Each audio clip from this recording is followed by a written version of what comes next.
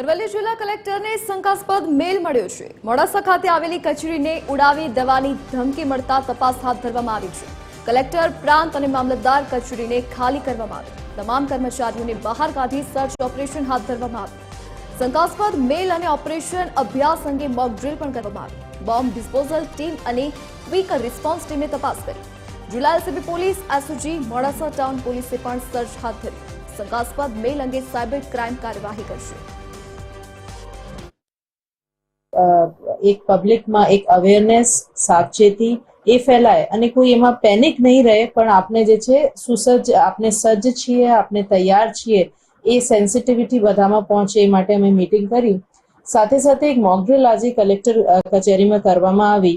એમની પૂર્વ ભૂમિકામાં એ પણ છે કે અમે એક શંકાસ્પદ મેલ કલેક્ટર ઓફિસમાં અમે મળ્યું, કલેક્ટર ના મેલ આઈડી પર જ મળ્યું અને વધારાના સાવચેતીના પગલાના ભાગરૂપે અમે બોમ્બ સ્ક્વોડને પણ બોલાવીને આખી ઓફિસની એમનાથી ચેકિંગ કરાવી છે અને એવી કોઈ વસ્તુ સદનસીબે મળી નથી, પણ એવા એક મેલ મળ્યા હતા એટલે અમે સાયબર ક્રાઇમમાં પણ એમને રિપોર્ટ કર્યું છે અને એમાં ગુના નોંધાવવા માટે પણ પોલીસને સૂચના આપી છે। હાલ સમગ્ર દેશમાં ડરનો માહોલ છે। બીજી તરફ પાકિસ્તાન ઉપર આજે ઓપરેશન સિંદૂરના નામે જે એર સ્ટ્રાઇક કરવામાં આવી છે, ત્યારે અરવલ્લી જિલ્લાના જે કલેક્ટર કચેરી એરિયા છે ત્યાં આજે સુરક્ષાના પગલે એક મોક ડ્રીલનું આયોજન કરવામાં આવ્યું હતું અને બીડીડીએસની જે ટીમ છે તે ટીમ દ્વારા ચપ્પા ચપ્પા પર સઘન ચેકિંગ કરવામાં આવ્યું હતું। જો આતંકી હુમલો થઈ શકે યા અન્ય કોઈ હુમલો થઈ શકે તો તેને પગલે કઈ રીતે સુરક્ષા થઈ શકે, તેને રીતે કઈ રીતે બચી શકાય, તે તમામ બાબતનું અહીંયા નિરીક્ષણ કરવામાં આવી રહ્યું છે અને જે તમામ પહેલું છે તે તમામ પહેલું પર અહીંયા ચેકિંગ હાથ ધરવામાં આવ્યું છે।